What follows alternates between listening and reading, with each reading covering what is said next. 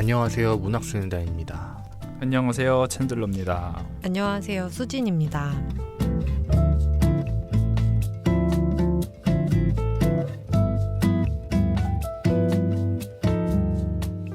문학수연단 6번째 시즌이죠. 저희 6화. 오늘의 작품은 이기호 작가의 누구에게나 친절한 교회 오빠 강민호. 기네요. 네, 어그로 끌기 딱 좋은 제목이죠. 이 책 제가 골랐는데 제목 때문에 골랐어요. 강민호 때문에, 오빠 때문에, 교회 오빠?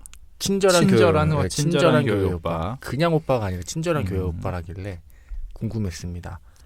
먼저 책과 작가 소개부터 해드리겠습니다. 이기호 작가는 저희가 지난 시즌에 한번 다룬 적이 있거든요. 시즌 3 때인가요? 최순덕 충만기로 다뤘는데 시즌 3네요. 네, 그때 다뤘던 작가인데 작가 소개를 다시 한번 좀 간략하게 해드리면은 1972년생이고요. 또 광주대학교 문해창작과 부교수입니다. 광주대학교 부교수라고 굳이 설명드리는 이유는 세팅이 이 소설에 나오거든요. G대학교라고 나오죠. 그렇죠. G대학교.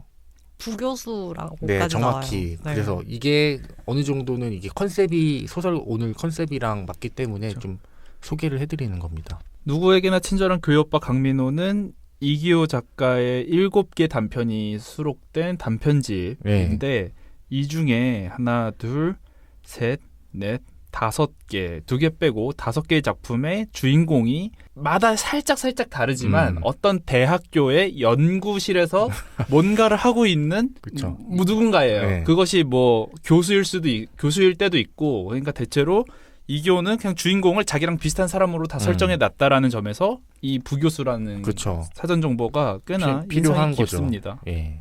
그리고 이 작가가 인상 깊은 이력이 있는데 2020년 이상문학상 수상을 거부했습니다. 계약에 문제가 좀 있더라고요. 보니까 단편의 저작권을 3년간 양도한다는 내용의 계약서 때문인데 이게 자기 작품인데도 다른 작품의 표지작으로 쓸 수도 없고 다른 단행본에 수록할 수도 없었다고 하더라고요. 그러니까 모든 소유권을 이상문학상 쪽에서 가져가는 거죠. 3년 동안. 나쁘네요. 네, 이런 불공정 계약 때문에 이제 수상을 거부했더라고요. 당시에 최은영 작가, 김금희 작가, 그리고 이기호 작가 이 3명이서 수상을 거부해서 이 꽤나 이렇게 탈이 많았다고 하더라고요. 자, 오늘의 작품 누구에게나 친절한 교회 오빠 강민호, 이게 소설집입니다. 2018년도에 나왔고요. 총 7편의 단편 소설이 수록되어 있습니다.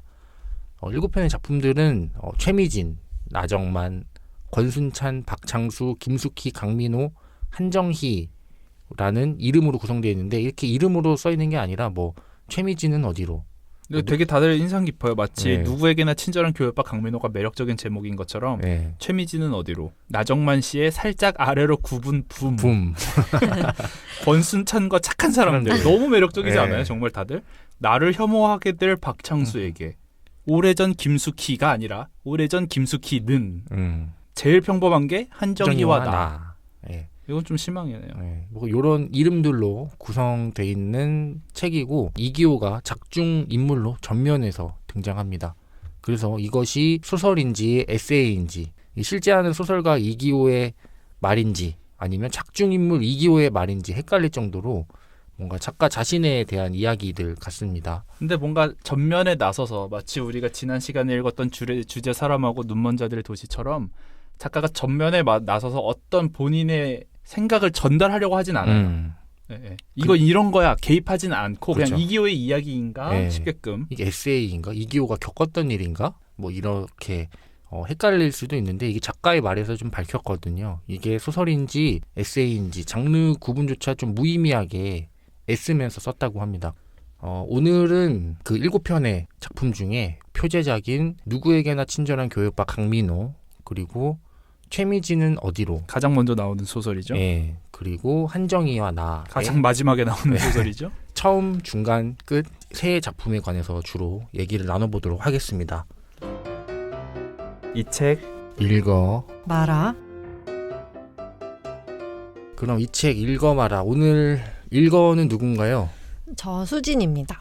네, 그리고 누구에게나 친절한 교회 오빠 강민호를 읽지 말아야 하는 이유 제가 3가지 설명드리겠습니다. 챈들러입니다. 네, 먼저 수진 씨부터 말씀해 주시죠. 네, 읽어야 하는 첫 번째 이유입니다. 쉽지만 가볍지 않은 이야기입니다. 일기인지 소설인지 모를 이 소설은 쉽게 읽히면서도 결코 가볍지만은 않은 소재를 썼습니다. 뭔가 이기호라는 사람에 대한 호감이 피어나는 내용입니다. 작가에 대한 네. 호감이 생길 정도로. 네. 네, 읽지 말아야 하는 첫 번째 이유입니다. 로맨스정이 책과 작가 소개에서 해줬던 것도 그렇고 수진 씨가 방금 얘기한 읽어야 하는 이유. 결국 대단히 일기스러운 내용들.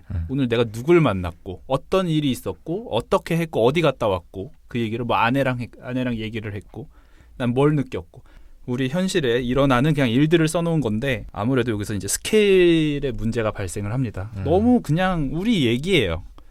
뭐 그것이 좋을 수 있습니다. 다만 어떤 독자는 그러겠죠. 소설이 우리에게 주는 한 가지 미덕 중 하나는 평소 경험해보지 못한 세계를 알려주는 거 아닐까? 이런 세계 창조해보고 저런 세계 창조해보고 새로운 세계관 구축해보고 이런 거는 그냥 브이로그 보면 되잖아 라고 생각하시는 독자들에게는 정말 그냥 브이로그 같은 소설이었다. 스케일 면에서 어느 정도는 작다, 사이즈 요만하다 라는 거죠.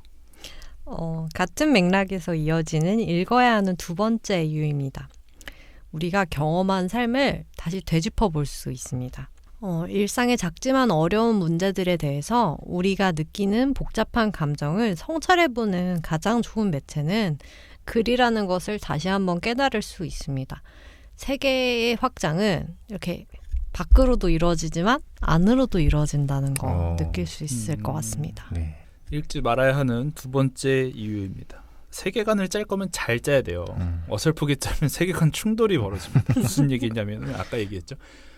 7편 중 5편에 등장하는 모든 주인공은 어느 소설에서는 주인공이 G 대학에서 근무하는 연구원이에요. 어느 단편에서는 소설가예요. 이기호라는 사람의 여러 가지 면모 중 이렇게 엮어본 것이 첫 번째 소설의 주인공, 몇 가지를 또 다르게 엮어본 것이 두 번째 소설의 주인공, 결국에는 뭔가 한 사람 같다라는 인상을 우리는 받을 수밖에 없습니다. 주인공은 같은데 매번 상황이 달라져요. 그럼 이거 아까 그거랑 같은 건가? 이 사람 아까 그 사람인가? 이거 연작 소설인가?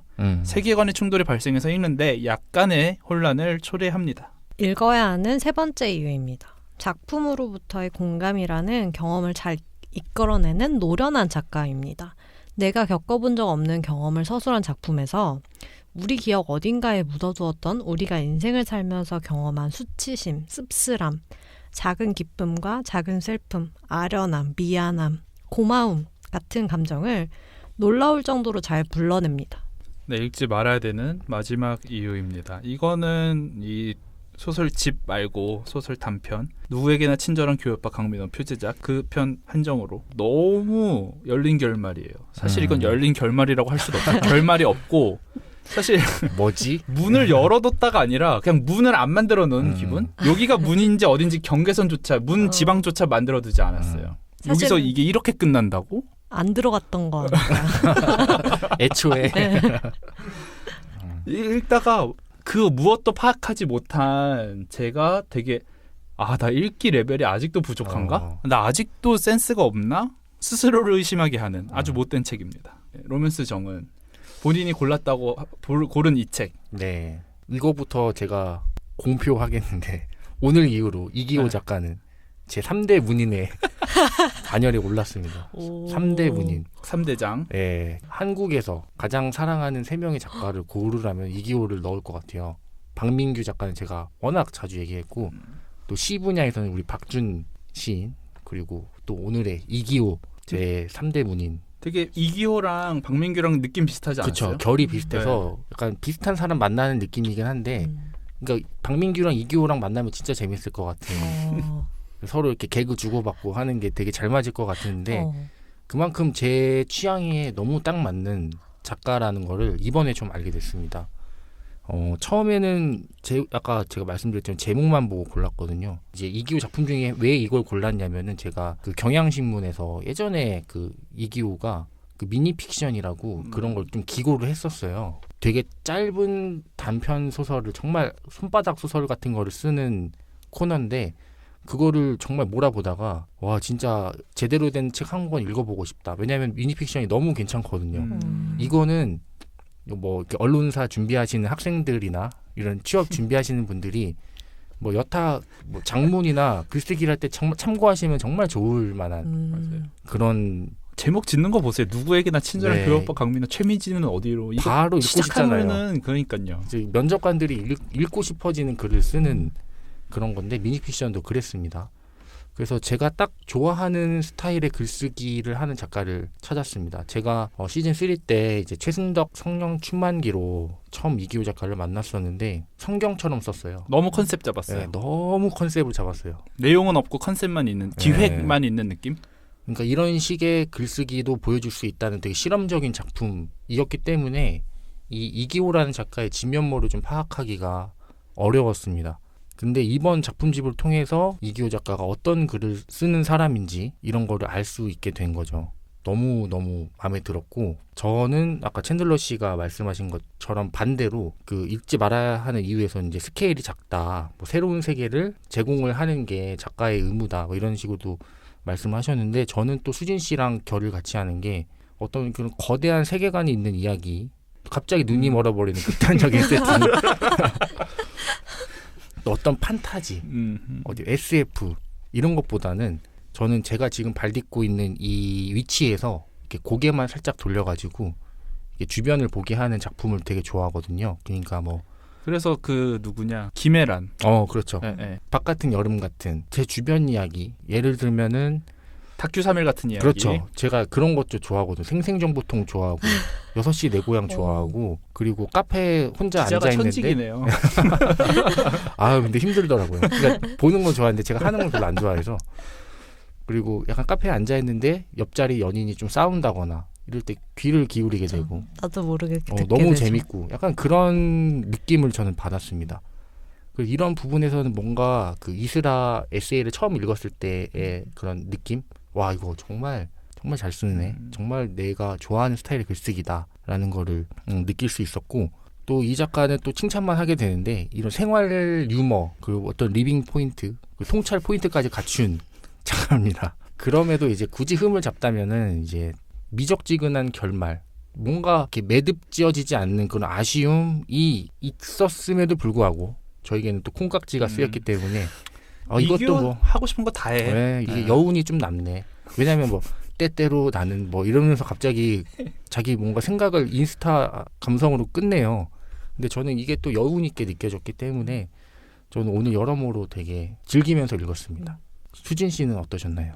저는 사실은 제목 보고 고르셨다고 했는데 저는 제목이 되게 마음에 안 들었거든요. 그래서 왜요? 어떤 이유 때문에? 오빠라는 것 네, 때문에 그런 것도 그렇죠? 있고 뭔가 약간 너무 이렇게 사람을 낚으려고 하는 그런 의도가 너무 후킹이어서. 네, 그런 의도가 느껴져가지고 근데 좀 별로였거든요. 이런 센스를 가졌다면은 좀 별로일 수 있겠다. 그랬는데 내용이 너무 좋더라고요. 심지어는 그 전 작품을 읽고 조금 시간이 쫓기듯이 읽었는데 좋은 시간이었고 이름을 조금 다르게 지었으면 어땠을까 싶은 안타까운 마음이 들었는데 또 듣고 보니까 잘 지은 것 같기도 하고. 강민호뿐만 아니라 다른 단편들의 제목도 마음에 들진 않았던 거예요? 네. 그래서 단편집인데도 모두 어느 정도 약간 맥락들이 이어지는 내용들이고 근데 또 챈들러 씨 아까 얘기하는 거 들어보니까 또 세 편은 결을 다르게 한다. 일단 여러분들 헷갈릴까 봐 연작 소설은 절대 아닙니다. 근데 다만 여기서 연작 소설이 2편이 있어요. 우리가 읽지 않았던 오늘 우리가 다루는 책이 아닌데 뭔지 설명드리자면은 대체로 결은 비슷하지만 나를 혐오하게 될 박창수에게와 그 바로 뒤에 거 오래전 김숙희는 이 2개는 연작이고 나머지 5편과 결을 정말 달리합니다. 이거는 이기호스러운 주인공이 등장하지도 않고 분위기도 좀 살짝 다르고 살인사건에 관한 이야기예요. 아무튼 그래서 하나의 소설로도 약간은 볼 수 있지 않을까 싶다는 생각을 하면서 읽었고 툭툭 끊기지는 않는 단편들이 이어져 있어서 가벼운 호흡으로 인스타 보듯이 읽을 수 있을 것 같아요. 같이 읽었던 사람하고의 눈먼자들의 도시를 리얼리즘이라고 부르는 걸 한참 구경을 한 다음에 저녁에 이거를 읽었는데 지친 마음으로 이게 리얼리즘이지. 너무 힐링의 시간이었겠네요. 네, 그게 무슨 리얼리즘이야. 이게 리얼리즘이지. 그쵸. 그런 생각이 들었습니다. 이게 한껏 우리가 감추고 사는 어쩔 수 없는 이 가지고 있는 그 찌질함을 용서할 수 있을 것 같은 각자의 인생에서 분투하는 사람들에 대한 연민과 애정을 되찾을 수 있는 작품입니다. 작가는 되게 따뜻한 사람인 것 같아요. 근데 다만 우리 모두 그렇듯이 내 인생 하나 살기도 너무 피곤하고 이미 지쳐있는 그런 사람인 것 같다는 인상을 받았습니다. 저는 이기호 작가가 그 이슬아 씨처럼 그 연재비를 받고 이메일로 이런 걸 한 통씩 써줬으면 좋겠어요. 그럼 참 재밌을 것 같아요. 또 경향신문에서는 돈 받고 하는 것 같긴 하는데 지금은 안 하시지만 미니픽션도 한번 찾아보시면 좋을 것 같아요. 네. 네. 그럼 챈들러 씨는 어떻게 읽으셨나요? 너무 재밌게 읽었죠.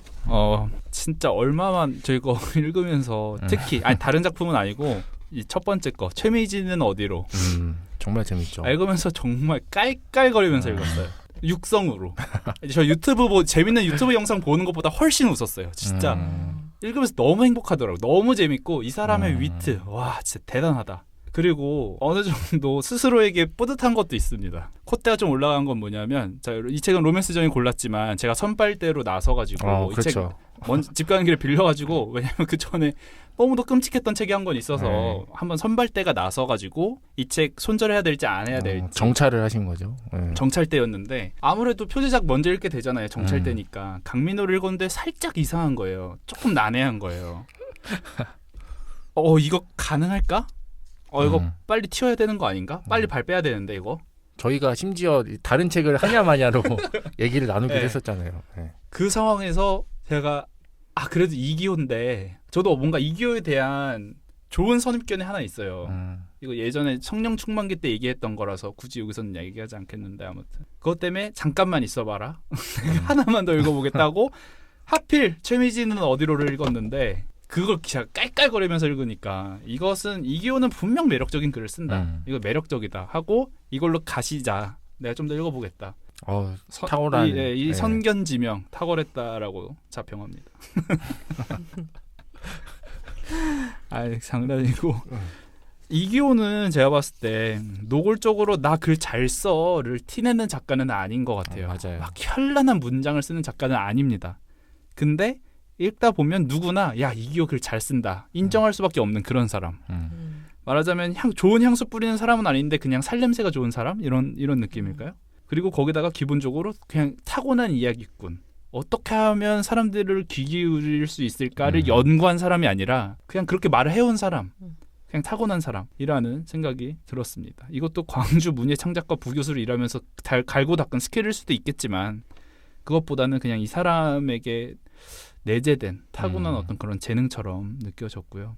박민규 때처럼 우리가 이제 재밌다 이런 이제 얘기 많이 하게 되는 것 같은데 모든 이야기는 기본적으로 재미가 있어야 한다라는 건 너무 뻔한 말이잖아요. 근데 이제 여기서 재미를 뭔가 위트는 아까 로맨스 형이 얘기한 유머로 바꿔보면 그건 좀 더 다른 문장이 되잖아요. 이 사람은 이기호는 그 특유의 위트랑 유머를 갖고 있는 사람이에요. 그렇기 때문에 그의 글이 너무 매력적이고 우리 모두 한국 사회에서 살고 있으면서 위트랑 유머를 내재하기가 얼마나 힘든 일인지 그렇죠. 아시잖아요. 그것을 해내고 있다. 물론 이 책 한 권으로 이기호 작가는 어떤 사람이다, 어떤 사람일 거야 예측하는 일은 불가능한 일이겠지만 적어도 이기호는 어느 자리에서나 유머랑 위트를 잃지 않으려고 하는 사람, 기본적인 그게 배어있는 사람이구나.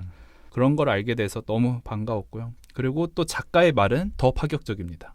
제목이 파격적인 것만큼 작가의 말은 마치 부교수니까 교수님이니까 학생들한테 얘기하듯이 그렇죠. 자네 무슨 일이 있었는지 아는가?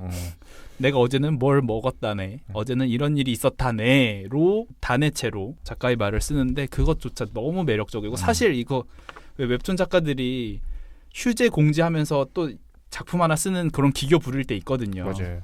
그것처럼 사실 작가의 말도 한편의 소설입니다. 그런 식으로 여러분들 이번에는 꼭 내가 작가의 말은 안 읽는 사람이지만 안 읽는 사람이라고 하더라도 꼭 작가의 말은 읽어주셨으면 좋겠습니다. 오늘부로 저는 3대 문인 반열까지는 아니지만 앞으로 매 시즌마다 이기호 책은 한 권씩 해야겠다.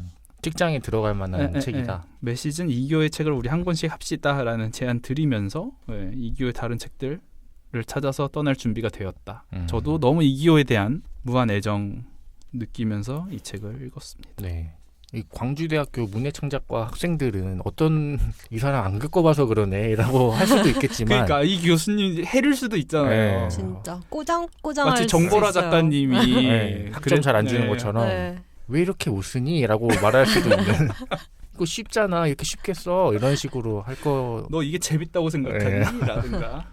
이 교수님은 약간 그럴 것 같아요. 앞에서는 절대 그렇게 말씀하시지 않고 뭐 되게 좋은 말로 이렇게 애둘러서 이렇게 조언을 해주시고서 조용히 시 주시는. 유머 있게 앞에서는 내세는 거죠. 그래요. 사실 여기서 좋은 거지만 이상 문학상, 우수상, 수상 거부서부터 자신만의 그런 포인트는 있는 거거든요. 쉽지 않을 수도 있습니다. 네.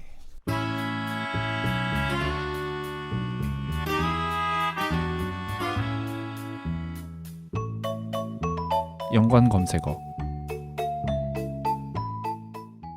이 책과 관련된 그 어떤 것이라도 말해보는 연관 검색어 코너입니다. 부제는 뭐 눈엔 뭐만이죠. 먼저 저부터 좀 말씀드리겠습니다. 저는 이게 우회전 도로교통법인데요. 뭐 때문에 연관이 있는 거죠? 예, 요게 이제 그 작가의 말에 어떤 일종의 전 고백처럼 느껴졌어요. 나 사실 이런 일이 있었는데 하면서 하는 얘기 중에 큰 게 이제 이건 정말 이기호의 경험담. 예, 진짜 이기호가 겪은 일인데 대학교 교정을 나서다가 우회전을 하게 됐는데 한 김영상 씨라는 그런 가명인데 그분을 치게 된 거죠. 우회전을 하다가. 그래서 벌어지는 일을 작가의 말에 좀 써놓고 거기서 오는 어떤 통찰의 이야기들 이런 거를 써놨는데 이걸 보자마자 요즘에 또 우회전이 되게 핫한 주제라서 요걸 한번 갖고 와봤습니다.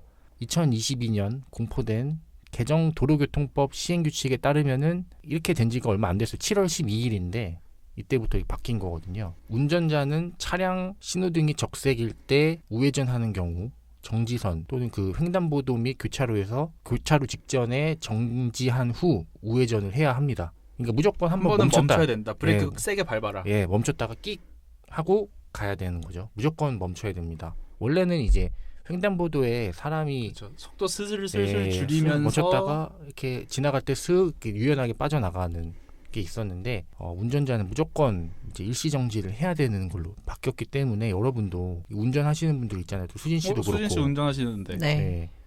저 저번 주에 그 횡단보도 서 계시더라고요. 그래서 우회전해서 여기서 나가는데 제가 그때 보면 살짝 아차했어요. 아 맞다. 여기 잠깐 섰다 나가는데. 또 마침 근데 또 성김에 또 챈들러님도 보고. 멈추기가 사실 쉽지 않더라고요. 이렇게 사람이 계속 다니는 잠실역 같은 데 보면은 사람이 계속 지나가거든요. 네. 근데 마냥 기다릴 수는 또 없으니까 이 우회전 신호를 또 만들어야 한다라는 네. 이런 또 의견이 좀 나오고 있긴 하더라고요. 모두가 결국에는 비보 우회전을 하는 상황이 생기잖아요. 그래서 우회전 만들어줬으면 좋겠어요. 네, 차라리 우회전 신호를 네. 주면 깔끔하게 정리가 되는데 또 뭐 여러 가지의 또 합의 사항이 필요하겠죠. 네. 아무튼 이 우회전 신호를 제대로 지키지 않는다면 범칙금 6만 원 그리고 벌점 10점이 부과되니까 센 건가요? 그래도 이게 누적이 되니까. 네.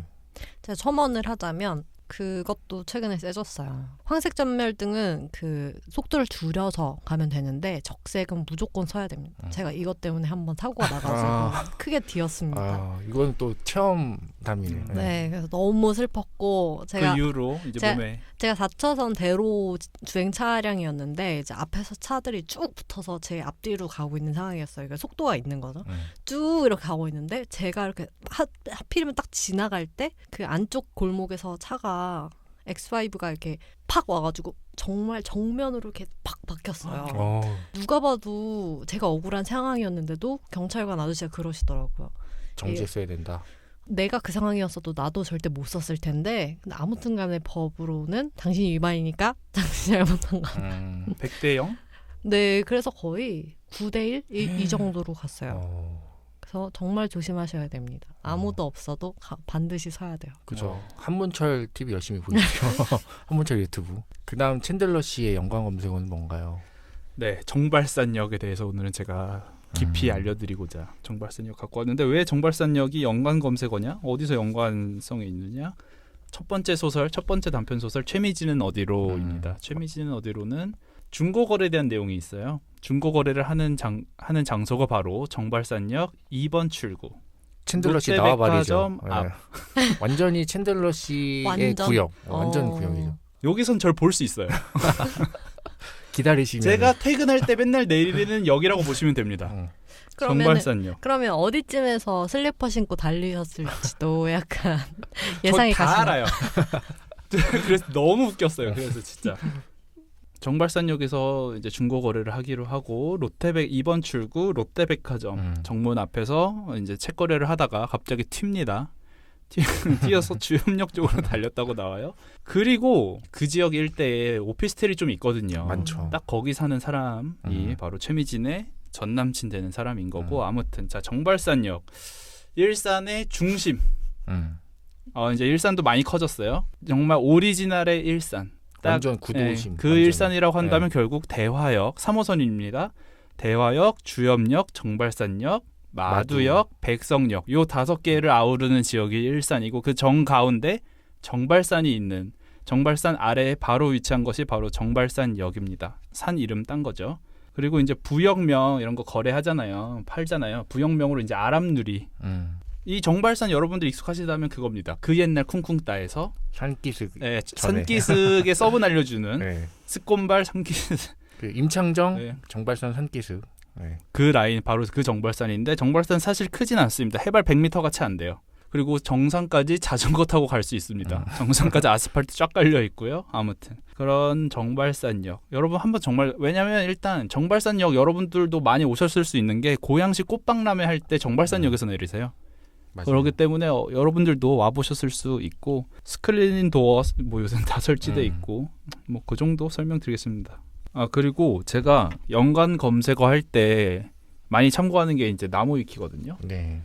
사실 정발산역에 대해서는 제가 나무위키를 참고할 필요가 전혀 없었습니다. 근데 혹시나 또 모르는 게 있을까봐 나무위키를 한번 찾아봤는데 거기에 이렇게 나옵니다. 댄스그룹 랑현 랑하의 학교를 안 갔어 뮤직비디오에 정발산역 2번 출구가 나온다. 확인해봤어요. 유튜브에 있는 뮤비 기준으로 정확하게 2분 4초대에 나옵니다. 네. 롯데백화점이 보여요. 근데 나무 위키가 틀렸습니다. 이때는 출구가 많이 없었을 때라서 그랬을 수는 있는데 이 뮤비에서 랑현 양하가 지하철로 내려가는 통로 몇 번 출구를 이용해서 지하철로 내려가느냐 2번 출구라고 되어 있고 뮤비에도 2라고 써져 있으나 지금 그 위치는 1번 출구입니다. 출구가 조정이 좀 된다. 네, 뭐 늘어나서 뭐 이렇게 재조정이 된 건지 아무튼 뮤비 속에 등장하는 그 입구는 지하철역 입구는 1번 출구다. 현재는. 이거 정말로 빠삭하시네. 네. 근데 진짜 누가 그런 것까지 알아요? 랑현야가가 어디에 내려가는지 궁금했던 사람이 있나 보네요. 요즘 왜냐면 뮤비에 정발산역이라고 써져 있어요. 그래서 또 잠깐 스쳐가지만. 아무튼 일산에서 지원을 했나 보네요. 전 아까 잠깐 그 뮤비 뜨시는데 깜짝 놀랐어요. 제 머리에 노랗게 탈색만 하면 딱 그 머리 스타일이 양아치 옐로 있죠? 그렇죠.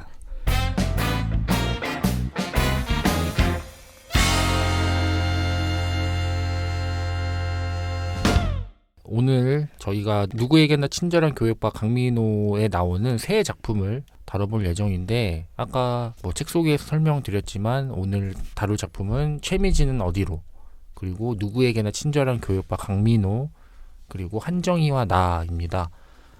작품 수록 순서대로 다뤄보도록 하겠습니다. 최미진은 어디로부터 할 텐데 챈들러 씨가 아주 극찬한 작품이죠. 이 내용을 좀 간략하게 설명을 해드리겠습니다. 여기서는 이기호 작가라고 나와요. 이기호 작가입니다. 본인이 겪은 얘기인지는 모르겠지만 중고나라 사이트에서 이제 보조 배터리를 알아보려고 뒤지다가 제임스 셔터네려 이름도 잘 라는 닉네임을 쓰는 중고나라 판매자가 염가로 올린 자신의 책을 발견하게 됩니다. 한 줄평의 가관인데 이기호, 병마소설, 갈수록 더 한심해지는 그리고 꼴의 저자 사인본 여기까지가 해서 상처인데 저자가 진짜 상처받은 부분은 5권 구매 시 무료 증정한다는 그러니까 다른 책을 5권 사면은 이 소설집을 그냥 공짜로 껴주겠다는 거죠. 여기에 이제 작가가 이기호가 모욕을 당했다. 내가 모욕감을 느껴가지고 판매자를 만나러 광주 송정역에서 KTX를 타고 또 저희 동네죠 행신역까지 옵니다. 행신역에서 아마 11번 버스를 타면은 일산 동구청에 가거든요. 그게 정발산역인데 아마 거기서 내린 것 같아요. 거기서 이제 결국 판매자랑 만납니다. 그 이기호가 이게 체크 컨디션을 살펴보다가 자기 책에 자기 저자 얼굴이 나와 있으니까 이걸 딱 보더니 이제 판매자가 놀라가지고 주염역 방향으로 주랭랑을 치게 되는 거죠. 그리고 그 책에는 또 사인본이었다고 하니까 사인의 내용을 보니까 이렇게 사인에는 이렇게 써 있어요. 최미진님께, 여기서 이제 최미진이 처음 등장하는 건데, 최미진님께 좋은 인연 2014년 7월 28일 합정에서 이기호 이렇게 써 있습니다. 그래서 그때 당시 이 상황을 이기호가 좀 생각을 해봐요. 사인을 해줄 때 사인할 때 사람이 몇 명 없었는데 그래서 20명 남짓이었대요. 네, 얼마 안 됐으니까. 그럼 최미진이 누구냐 판매자한테 물어보니까 답이 없습니다. 알고 보니까 이제 나중에 술 처먹고 이제 이기호한테 전화를 해가지고 판매자가 최미진 나는 지금 어디로 간지도 모르고 너가 쓴 이 최미진이라는 글자를 보면서 내가 얼마나 막 마음 아팠는지 아느냐, 나한테 꼭 그렇게까지 죄송하단 말을 들었어야 됐냐 이러면서 판매자는 알고 보니까 그 최미진 씨랑 헤어진 전 남친이었던 거죠. 그래서 판매자는 술 먹고 이기호에게 하소연을 하고, 이기호는 이런 상황을 비춰봤을 때 내가 모욕당하지 않기 위해 누군가에게 모욕을 주는 삶에 관한 자기의 그런 인사이트를 담은 작품입니다. 일단 제가 작가입니다. 저희가 모두 다 작가예요. 이제 제임스 셔터내려 같은 사람이 당근에서 책을 파는데, 아니 그런 것도 있고, 만약에 챈들러 씨나 수진 씨가 책을 팔아야 돼, 알라딘이나 당근마켓에 뭐 예를 들면은 오늘 뭐 이 책이 될 수도 있겠죠. 누구에게나 친절한 교회오빠 강민호. 이거를 팔려고 딱 나갔는데 이기호가 서 있어요. 근데 그때 당시는 못 알아봤는데 거래를 하다가 똑같이 물어보는 거죠. 이렇게 되는 거죠. 그럴 때 여러분이라면 어떻게 할 것인지. 제가 작가이거나 혹은 제가 그 반대거나. 네. 일단 제가 작가라면 나가겠죠? 이유처럼 나가겠죠? 매우 찌질하지만 나가겠죠. 하필 또 챈들러 글 존나 못 씀.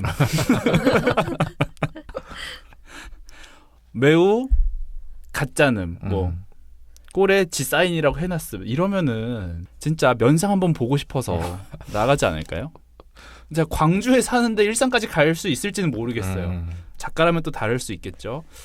저라면 최대한 티 안 낼 것 같아요. 내가 작가라는 거를. 사실은. 그러는 순간 정말 너무 작아지는 거잖아요. 그것 때문에 왔니? 라는 느낌으로. 그리고 제가 만약에 파는 사람이었다면, 만약에 그 사람이 나보고 막 무섭게가 아니라 좀 기분은 나쁘겠지만 왜 뭐가 그렇게 별로였어요? 뭐 우리 술이나 한잔 합시다라고 한다면 전 술 한잔을 할 수 있을 것 같아요.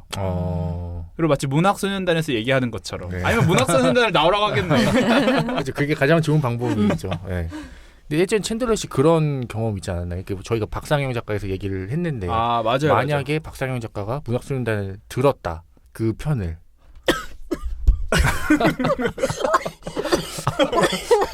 사례가 생각만 해도 끔찍한가요? 아유. 네. 수진 씨가 작별 인사에 대해서 한 얘기를 기녀가 들었어요. 못 만날 것 같은데요. 뭐 지난 시들 들어보면 아시겠지만, 자, 뭐 어떤 상황이었냐? 제가 그 당시에 PD로 있던 책 프로그램에 박상영 작가가 게스트로 나왔습니다. 그 이전에 저는 박상영 작가의 책을 읽고 우리 얘기를 나눴죠. 거기서 저는 작가의 깜냥이 안 되는 사람이다. 평생 좋은 대작가가 될 수 없는 사람이다. 그 그릇이다 라고 얘기를 했었고. 아찔하네요. 아찔하죠. 그러고 나서 뵌 거죠. 다행히 그 자리에서는 박상영 작가가 그 사실을 몰랐고, 알았다고 하더라도 이 사람이 문학소년단의 그 사람이구나, 챈들러구나를 몰랐겠죠. 아무튼 엄청 미안하더라고요. 진짜. 그럴 것 같아요. 근데 그랬는데 그 사람이 막 젠체하고 나 작가야 뽕 완전 차있고 그날 태도 완전 엉망이었고 그랬다면은 안 미안했을 수 있겠죠. 너 역시 그 수준이구나 였겠지만 너무 매력 있었고 너무 러블리했고, 맞아요. 너무 사람 좋았고, 그 짧은 순간이라서 판단은 다 못했을 수 있겠지만 아무튼 그랬기 때문에 너무 미안했고, 역시 사람 얼굴 보고 할 얘기 아니면 하지 말아라라는 오랜 격언이 맞나 싶지만, 우리는 또 팟캐스트에서 제 역할을 해야 되지 않습니까? 깔 건 까야죠.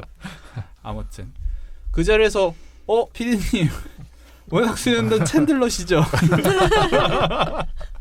들었어요. 좀 너무하신 거 아니에요? 했다면 왜냐하면 그 자리에서 저는 그분을 게스트로 모신 사람이잖아요. 초대한 사람이잖아요. 당연히 저자세일 수밖에 없는 사람인 거고. 그쵸. 너무 죄송했겠죠.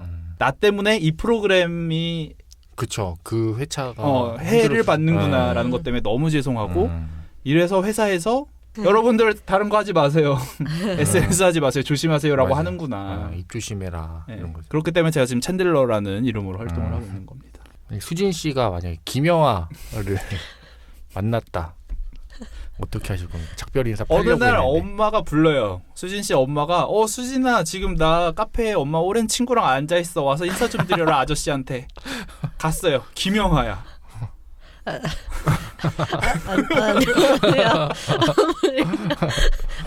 안녕하세요. 염소 소리 나게 돼 있는 거죠. 로맨스정한테는 살짝 다른 거 물어보고 싶어요. 네. 야 로맨스정 진짜 기레기다.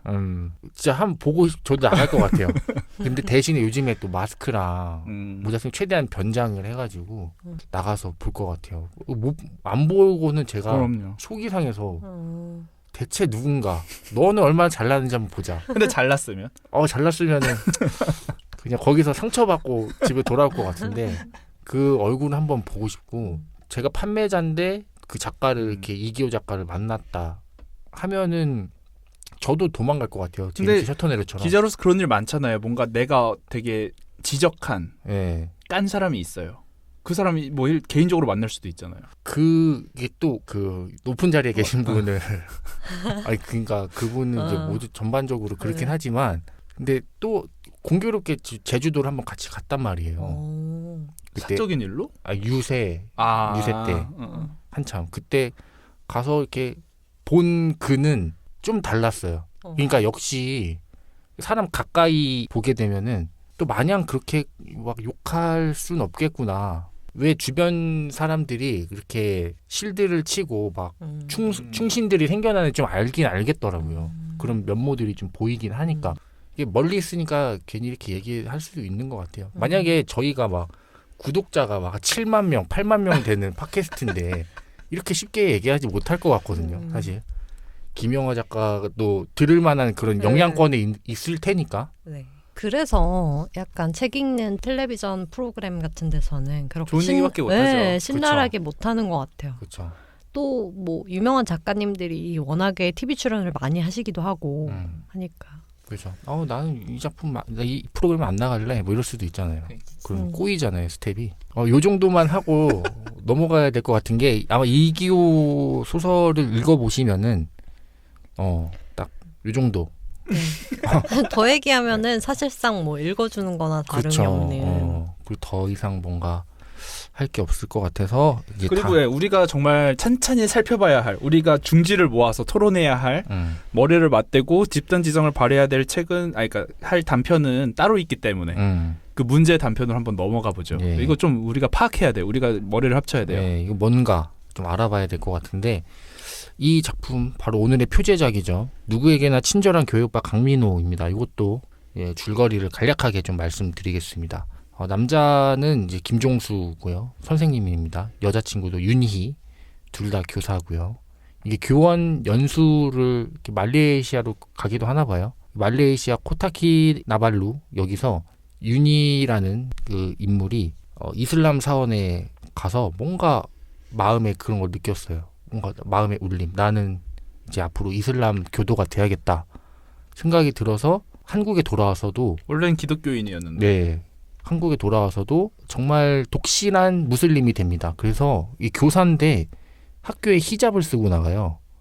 그러다 보니까 우리나라에서 특히 이슬람이 소수기도 하고 어쨌든 선생님이 히잡을 쓰고 강의에 나가니까 일단 교감교장이 기독교인이고 그렇죠. 너무 이게 용납이 안 되는 거죠. 그래서 윤희라는 인물은 품위유지 위반으로 징계 위기에 처해 있습니다. 그러니까 잘릴 위기예요. 네, 거의 이제 너 히잡 안 벗으면은 이제 그만둬야 된다. 사립학교거든요. 네. 여기가 또. 그렇게 그런 위기에서 이제 종수랑 윤희랑 또 모두 교회에서 만나 아는 사이인 그 친절한 교회 오빠 강민호가 나옵니다. 이 강민호는 작은 아버지를 만나러 이제 간 건데 고향에 이 고향에서 이제 우연히 종수를 만나게 돼서 이런 윤희에 대한 고민을 듣게 되고 종수가 형 그 윤희랑 좀 친했으니까 윤희한테 좀 이거 좀 잘 설득해가지고 시잡 좀 벗게 해라. 그래서 강민호가 윤희랑 이렇게 셋이서 종수랑 셋이서 만나는 자리에서 이 강민호가 얘기를 합니다. 너 이렇게 굳이 이렇게 시잡 써야겠냐 하면서 하는데 아니 오빠가 어떻게 나한테 이럴 수 있어요? 오빠가 그런 말 할 자격이 돼? 약간 이런 뉘앙스로 말을 하는 거죠. 일단 그리고 그 약속된 만남이 아니었어요. 네. 윤희는 어느 날 뭐 저기 메카 어쨌든 왜냐면 너무 소도시니까 여기는 너무 시골이니까 좀 더 뭐 어떤 그런 이슬람 자기가 뭘 할 수 있는 곳으로 외출을 갔던 어느 저녁이고 윤희의 남친과 그 남친이 섭외한 주인공 아마도 여기서도 글 쓰는 사람이라고 나오는 이기호라고 하죠. 그냥 이기호 이 둘이 그냥 무작정 기다린 거예요. 어디 한번 퇴근할 때 얘기나 하자. 그러니까 이 윤희는 예상치 않은 방문에 뭐야 얘기 좀 하자고? 알겠어. 일단 셋이서 뭐 야산으로 뭐 공터로 가서 일단 남친이랑 먼저 얘기를 합니다. 그러고 나서 남친이 와서 네, 형 뭐 한번 얘기 좀 해주세요 하고 이제 이번엔 둘이 있는 이기호랑 문제 여주인공 거기서 어떻게 나한테 이럴 수 있냐? 어떻게 오빠가 나한테 그런 말 할 수 있냐? 거기서 되게 미묘한 지점이 나와요. 여기서 몇 개의 워딩이 중요합니다. 뭐냐? 인색. 독자들은 몰라요. 이들이 무슨 관계인지 모르는데 윤희의 반응이 맞아. 너무 차가워요. 걱정돼서 왔어. 그럼 제가 고마워해야 되는 거나요? 뭐지? 이거 뭔가 이상한데? 그래도 워낙에 지금 윤희는 다들 고나리를 하고 있으니까 너 히잡 벗어라. 너 그러면 안 된다라고 하니까 또 누가 뭐 남친이라는 사람이 나를 이해해주기는커녕 날 설득하겠다고 또 누굴 데려왔어? 이니까 일단 꼬였을 수는 있어요. 그렇게까지는 이해를 하더라도 읽다 보면은 종수가 그러니까 남친이 네 걱정 많이 하더라고 하니까 그래요? 그럼 그 걱정이나 계속 들어주시면 되겠네요. 뭔가 이상해요. 쌀쌀 맞죠. 네, 뭔가 이상해요. 그러니까 나는 지금 너한테 뭐라고 하려고 온 게 아니야. 그럼 뭐죠? 얼굴이나 보러 온가요? 얼굴 봤으면 이제 가세요. 이런 식으로. 뭐지? 어떻게 사람이 그렇게 뻔뻔할 수 있어요? 사람이 어떻게 그렇게 인색할 수 있어요? 너무 이상한 단어가 나와요. 인색. 이거는 사실 종교 가지고 뭐라 했을 때 우리가 쓰는 단어는 아니잖아요. 그러니까 뭔가 이들 사이에 뭔가 어떤 있었던 거죠. 과거 히스토리가 있구나. 왜냐하면 그리고 윤희는 어떤 가정의 금전적인 어려움을 겪고 있는 인물이에요. 어머니가 사기를 당했고 그것 때문에 지금 집안이 어렵고 그래서 사실 남친의 걱정도 그 지점입니다. 너가 히잡 때문에 학교에서 잘리면 누가 너네 가족 부양할 건데 너 어떡하려고 이 지점이거든요. 그런 사람인 윤희가 강민호에게 하는 말이 어쩜 그렇게 인색하냐 사람이. 너무 의미심장한 말. 기억을 못하는 건가요? 아니면 아예 기억을 안 하고 사는 건가요? 오빠가 어떻게 저한테 3년 만에 찾아와서 그런 말을 할 수가 있는 거죠? 민호 오빠 이제 이자 노름 따윈 그만 좀 하고 사세요. 그러고 뛰쳐나가면서 남친이랑 마주치니까 네가 어떻게 나한테 저 사람을 데려올 수 있어. 이렇게 이들의 조우가 마무리되고 여기서 주인공 강민호도 원래 다른 목적이 있어서 온 시골인데 그 목적은 해결할 새도 없이 해결할 생각도 없이 그냥 바로 서울로 올라갑니다. 어떤 마음에 뭔가를 느낀 거겠죠.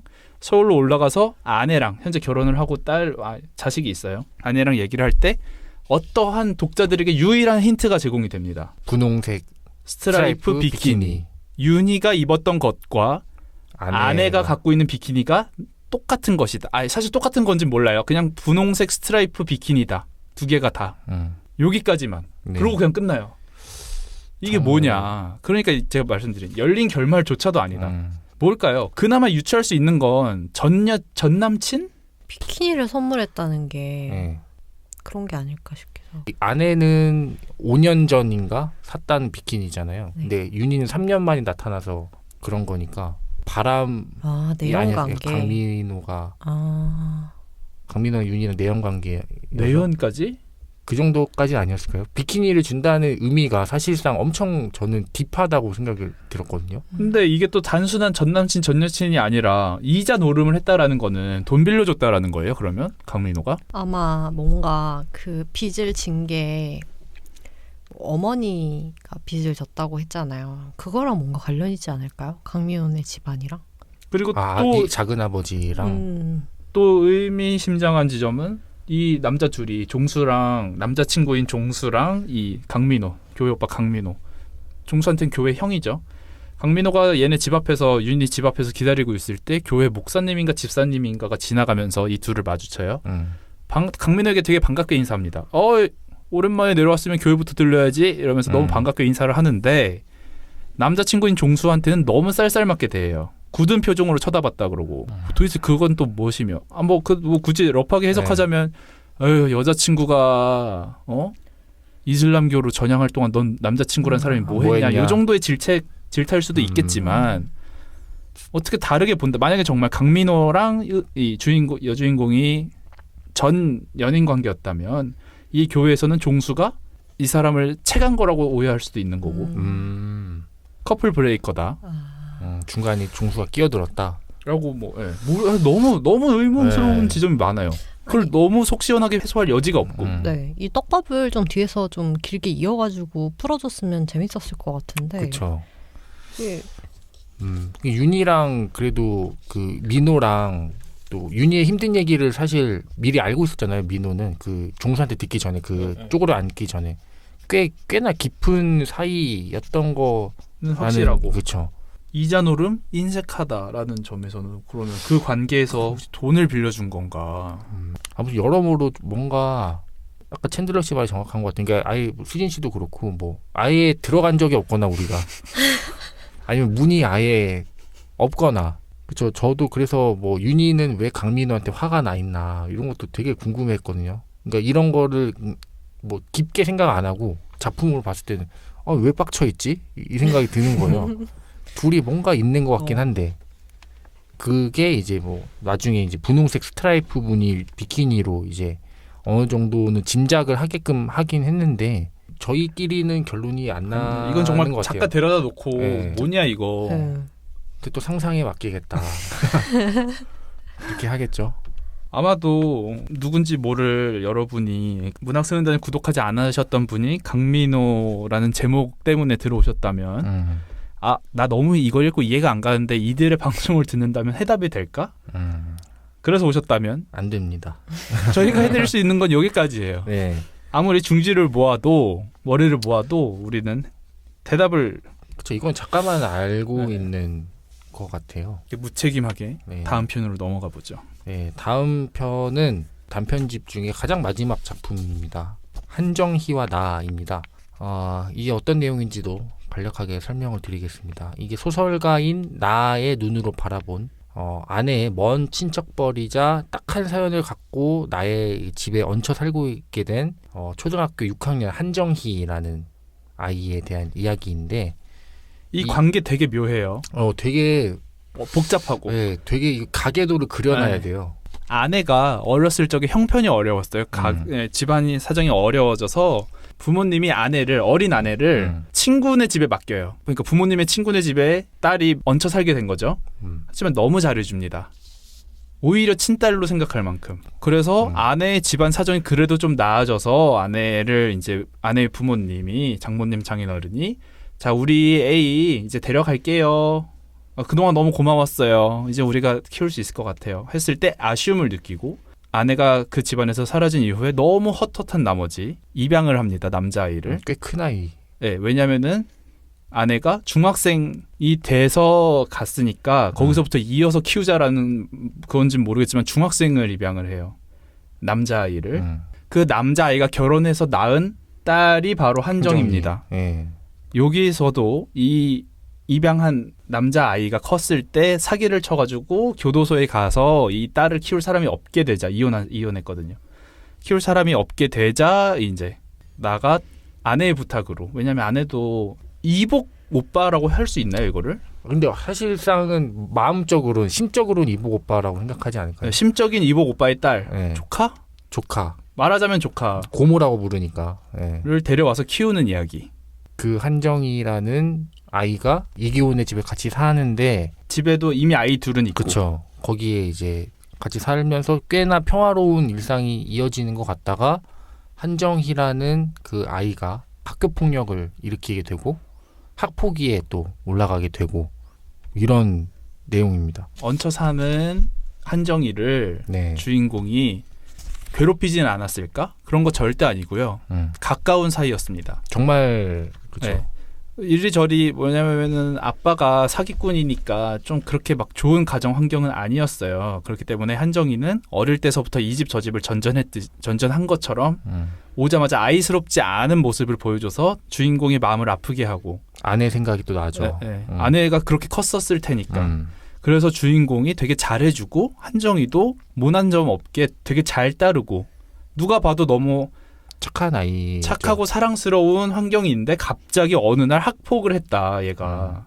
그리고 또 주도자로. 네.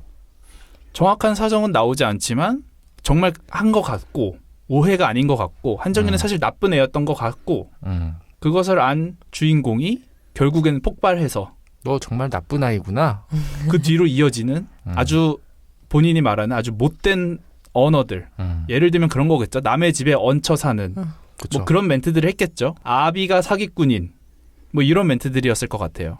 그렇게 결국엔 이별. 한정이가 그냥 어느 날 떠났어요. 네. 이런 상황. 이 소설의 주제는 좀 굵직하게 나와 있습니다. 마냥 일기 같은 그냥 그런 게 아니라 주제의식이 어느 단편보다도 강하게 나와죠. 뭐 환대에 관한, 무조건적인 환대에 관한 이야기인데 처음에 주인공은 이 아이를 무조건적으로 환대한다고 생각했으나 정말 무조건적인 환대는 가능할까? 내가 얘한테 이렇게 폭언을 쏟아부은 건 뭐지? 그러면? 뭔가 되게 신경 쓰였던 부분이 이기호 나아가 학폭위에서 이게 소명을 하는 자리가 있거든요. 한정이의 어떤 행동에 대해서. 그때 이제 한정이랑 같이 이기호랑 학폭위에 들어가서 이기호는 이 학폭위원들한테 한정이 가정사에 대해서 구구절절 이렇게 얘기를 하거든요. 거기에 꽤 많은 힘을 써요. 이거 왜 이렇게 한 걸까? 뭔가 이런 가정사가 있는 아이라서 뭐 이런 그럴 수밖에 없었다는 당위성을 얘기하고 싶어서 그랬던 건지 혹시 어떤 생각이 드셨나요? 이 부분을 읽으면서.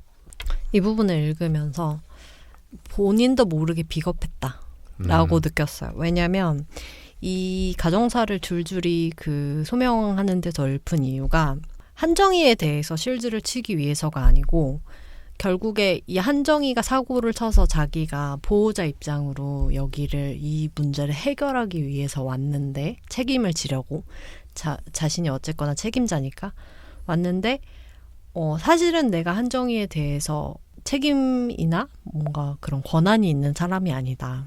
네, 어찌어찌 해가지고 어쩔 수 없이 얘를 맡아가지고 최선을 다해서 키우고 있는데 얘가 사고를 쳐가지고 이렇게 여기까지 불려 나오게 된 내 자신, 저 자신이 불쌍하지 않느냐.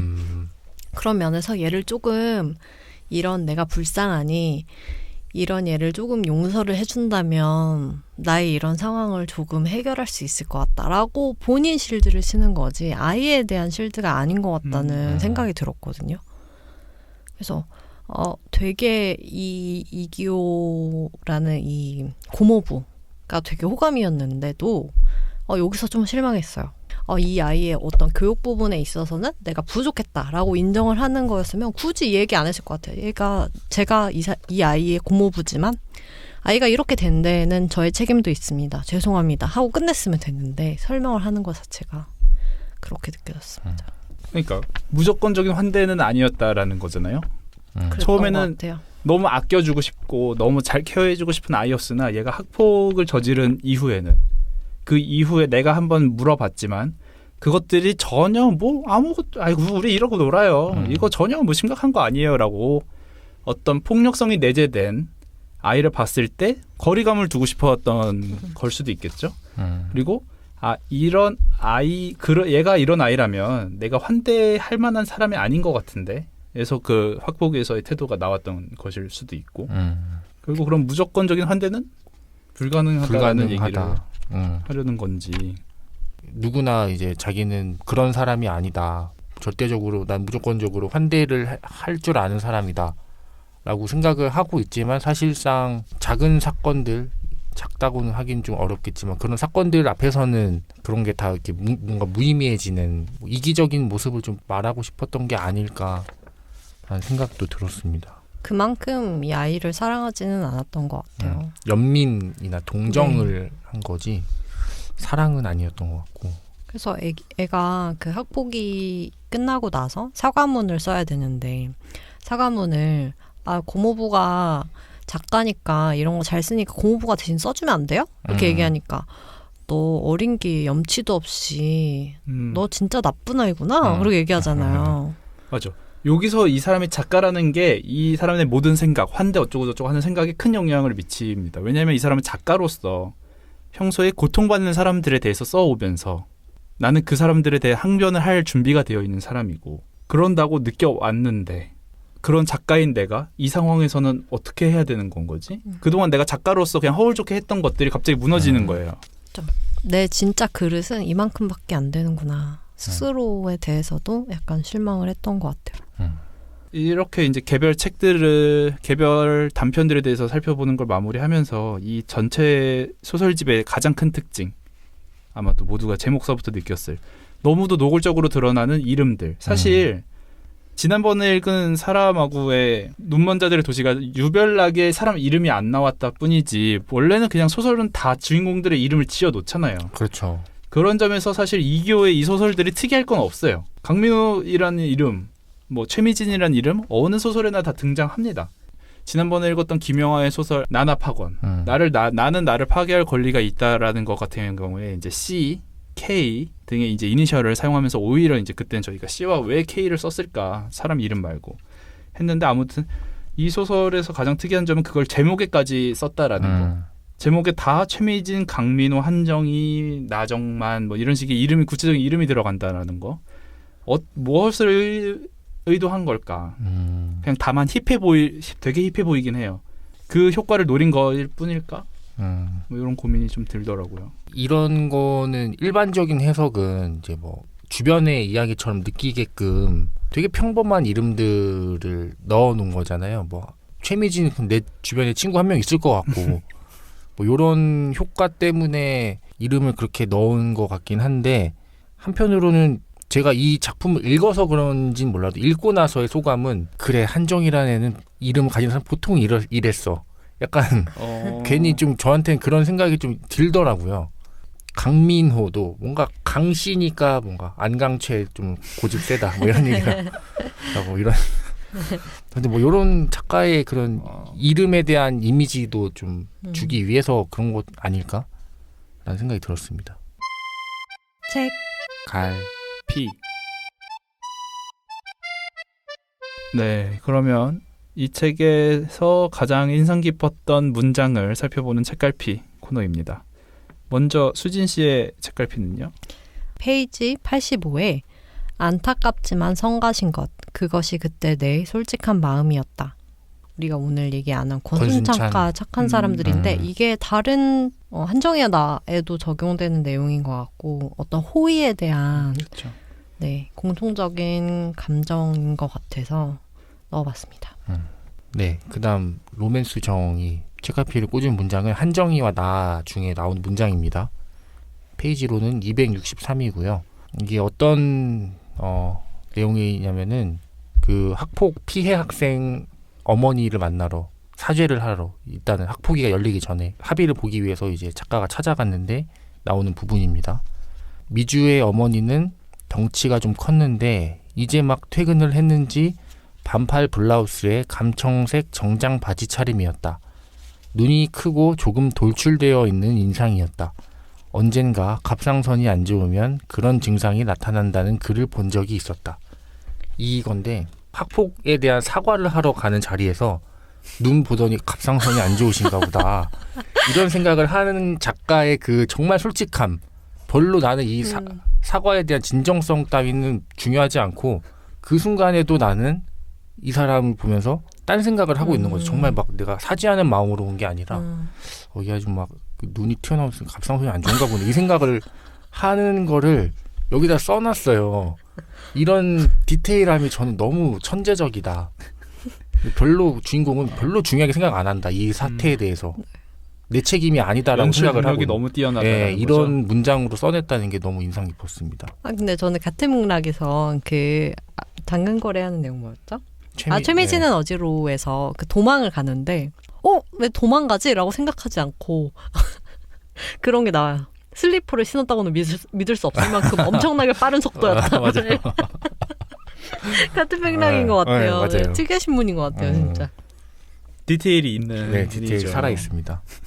네, 이어서 챈들러가 가장 인상 깊었던 문장, 사실은 대목입니다. 읽어드리겠습니다. 당연히 최미진은 어디로?에서 골라왔고요. 제임스 셔터내려를 발견하고 어떤 빡침을 느낀 주인공이 그날 잠 못 들어가지고 옆에 누워있는 아내랑 대화하는 장면입니다. 주인공이 말해요. 저기 자기야, 나 실은 오늘 좀 모욕적인 일을 당했다. 잠결에 아내가 이렇게 말합니다. 근데 대신 좀 읽어주세요. 저 이거를 안 웃고 나 얘기할 수가 없을 것 같아요. 그래, 목욕 좀 하고 자. 목욕? 아니, 목욕 말고 모욕. 다시 이제 그걸 받아서 주인공이 목욕이라니까. 아니, 목욕 말고 모욕. 아, 너무 천재. 이 사람은 천재예요. 미쳤어요. 근데 이러고 이 뒤에 계속 뇌절하다가 이제 한번 와이프가 자다가 빡쳐가지고 벌떡 일어나가지고 막 뭐라고 하잖아요. 그럴 거면 소설을 잘 쓰라고 이런 식으로. 진짜 대단한. 너무 진짜 몇 분을 웃었는지 몰라요. 진짜 재밌었어요.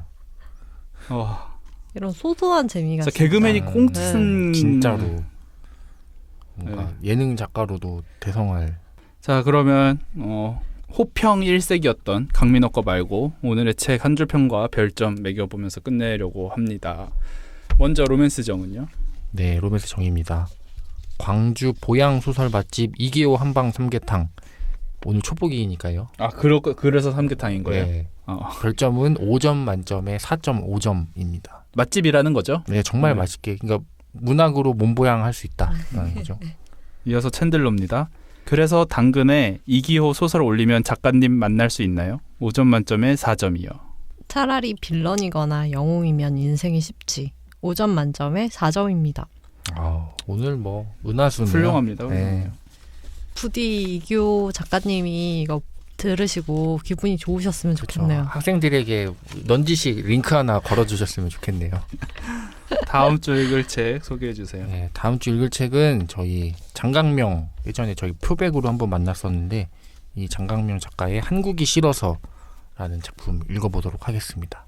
네, 그 작품으로 꼭 뵙죠. 네, 하나, 둘, 셋. 또 봐요.